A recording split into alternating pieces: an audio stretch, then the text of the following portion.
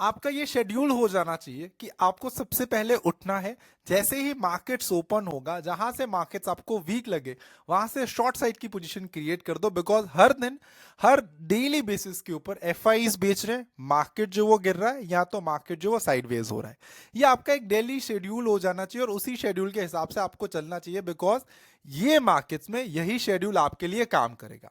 अब मेरे लिए भी ये थोड़ा बहुत बोरिंग हो जाता है कि हर दिन एफआईज बेचने हैं, मार्केट जो वो गिर रहा है, एडवांस एंड डिक्लाइन रेशियो आपको नेगेटिव इंडिकेशन दे रहे हैं, ओपन इंटरेस्ट का जो डेटा है वो बेसिकली कॉल साइड पे ज्यादा राइटर्स बैठे हैं। अब ऐसे में इन्वेस्टर्स का क्वेश्चन ये है कि मार्केट में तेजी कब आएगी। तो देखो, मार्केट में तेजी तभी आएगी जब इकोनॉमिकल हम स्ट्रांग हो जाएंगे, मार्केट्स में वापस से कैश आएगा। ये बात जो है वो सेम बात मैं 100 बार बोल चुका हूं और अभी भी यही बात जो है वो मैं रिपीट कर रहा हूं। आज के मार्केट एनालिसिस वीडियो में हम सबसे पहले स्टार्ट करेंगे एफआईएस के डेटा के साथ। तो यहाँ पे आप देख सकते हो आज है 25 ट्यूसडे, सेंसेक्स की एक्सपायरी। हुआ क्या था, सेंसेक्स आज basically most of the option जो है वो जीरो ही हो गए, कोई बड़ी मूवमेंट हमें देखने नहीं मिली। लास्ट में एक मार्केट्स में थोड़ी बहुत हमें गिरावट देखने मिली, बट उससे भी इतना ज्यादा कुछ फर्क नहीं पड़ा। राइट, ऑप्शन सेलर्स के लिए ये जो मंथ है वो अच्छा जा रहा है। मोस्ट ऑफ जो ऑप्शन स्ट्रैटेजीज है वो अच्छी चल रही है। ट्रेंड फॉलोइंग ट्रेडर्स थोड़ा जो है यहाँ पे स्ट्रगल कर रहे हैं। बैंक निफ्टी में अभी भी थोड़े बहुत प्रॉफिटेबल है, बिकॉज निफ्टी में क्लियर ट्रेंड मिल रहा है, बैंक निफ्टी में इतना ज्यादा क्लियर ट्रेंड जो है वो नहीं मिल रहा है। अब F eyes and D eyes के डेटा के ऊपर आते हैं। यहाँ पे आप देख सकते हो कि अगर आप ओवरऑल एफ आईज को देखोगे तो इंडेक्स फ्यूचर्स में एफ आईज अभी भी शॉर्ट है, भले ही उसने चारों इंडेक्स को बाय करके रखा हो और निफ्टी में शॉर्ट पोजीशन क्रिएट करी हो। ओवरऑल अगर आप एफ का चेंज देखोगे तो वो इंडेक्स में अभी भी माइल्ड बेयरिश है। और उसके साथ अगर आप स्टॉक्स में भी देखोगे तो कैश में 3,500 करोड़ समथिंग की बाइंग करी है।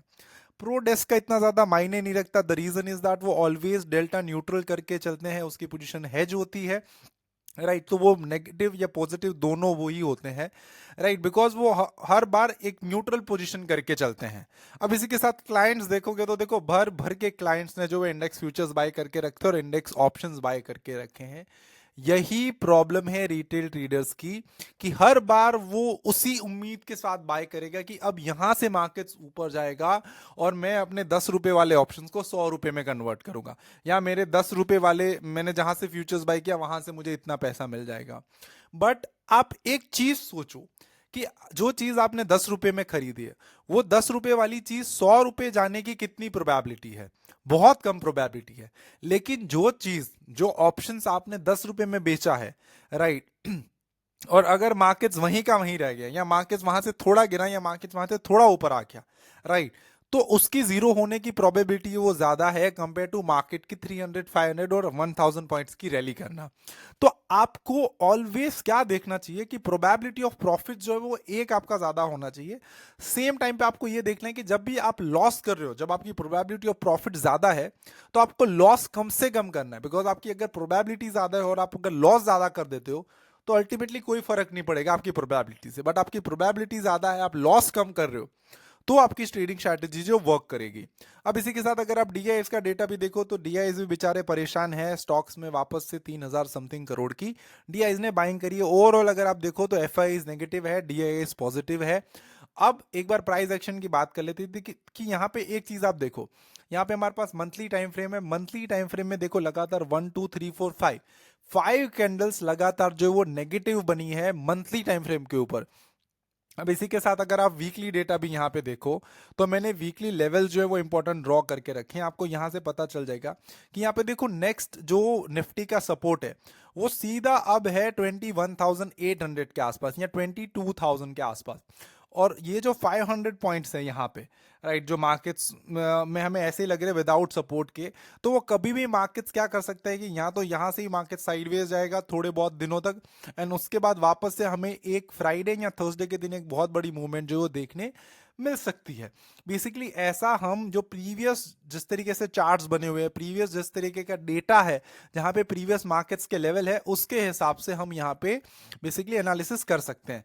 यहाँ पे भी आप देख लो कि अभी भी मार्केट्स रुका है, तो वो कहाँ पे रुका है? इसी लेवल के आसपास, जहाँ पे 22,500 51 जहां पे मार्केट्स ने एक ब्रेक लिया था और उसके बाद ब्रेकआउट किया था।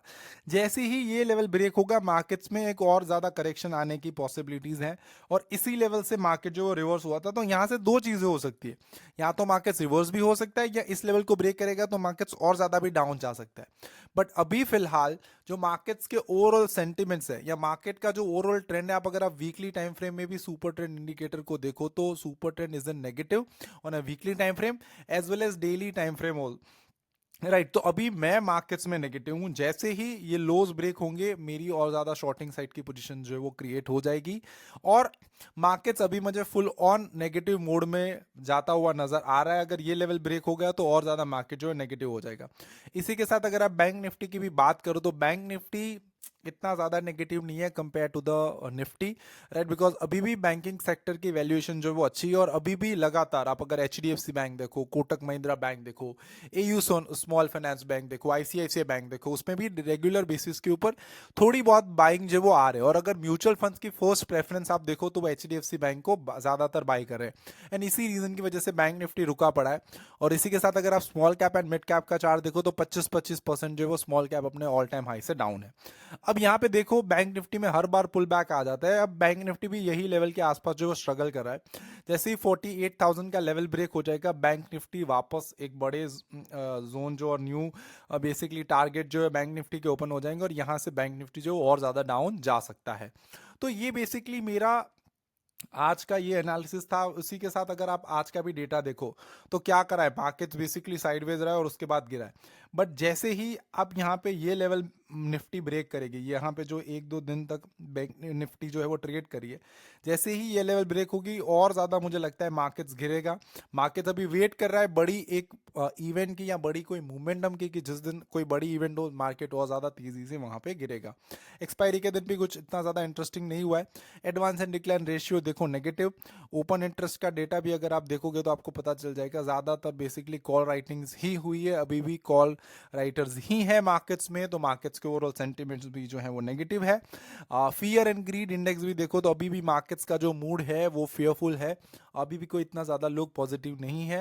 राइट, जब तक इकोनॉमिकल सारी चीजें सही नहीं हो जाती, टैक्स जब तक जो है वो कम नहीं हो जाते हैं, दूसरे कंट्रीज के जो मार्केट्स है उसको बढ़ने में ब्रेक नहीं लग जाती, तब तक हमारे मार्केट्स में हमें अच्छी खासी तेजी या अच्छी खासी जो रैली है वो देखने नहीं मिल सकती। तो आई होप इस एनालिसिस से आपने कुछ ना कुछ चीजें सीखी होगी। कितने लोगों का क्वेश्चन था कि सर आपने क्यों पीएनएल अपना दिखाना छोड़ दिया। द रीजन इज दैट कि मैं सेबी के सारे जो रूल्स है वो फॉलो करना चाहता हूँ, राइट, बिकॉज जो भी वो करते हैं वो हमारे ही अच्छे के लिए करते हैं। तो इसीलिए अब मैं क्लियर कट आपको कहीं से भी नहीं बताऊंगा कि यहाँ से ये होने वाला है या यहाँ से मार्केट्स इतना हो सकता है। मैं बस अपना जो एनालिसिस है, अपना जो व्यू है मार्केट्स का, वो आप सभी लोगों के सामने रख दूंगा। बाकी आप सब लोग स्मार्ट हो, आप सब लोग इंटेलिजेंट हो और कोई भी फाइनेंशियल डिसीजन लेने से पहले आपको आपके फाइनेंशियल कंसल्टेंट की सलाह जरूर लेनी चाहिए या फिर आपको खुद से जो है जरूर एनालिसिस करना चाहिए। Till then keep learning, keep earning and keep making money from the stock market. आज वीडियो बनाने में थोड़ी सी देर हो गई है बिकॉज मेरा मेन काम जो है वो कंटेंट क्रिएशन का नहीं है, ना ही मैं एक यूट्यूबर हूं। मेरे खुद के बिजनेसेस हैं स्टॉक मार्केट्स के रिलेटेड ही। आप multify.com को चेकआउट कर सकते हो, एक बार देख सकते हो हमारी वेबसाइट एंड सारी चीज। अभी वो अंडर प्रोसेस है, बहुत सारी चीजें नई हम बना रहे हैं, ज्यादा से ज्यादा लोगों को अवेयरनेस के ऊपर काम कर रहे हैं, ज्यादा से ज्यादा जो स्टॉक मार्केट की खराब सर्विसेज हैं उसको अच्छी सर्विसेज देने में हम ट्राई कर रहे हैं। बट वो और जितना हमसे हो सकेगा उतना हम ट्राई करते रहेंगे। Till then keep learning, keep earning and keep making money from the stock market. Have a good day, bye.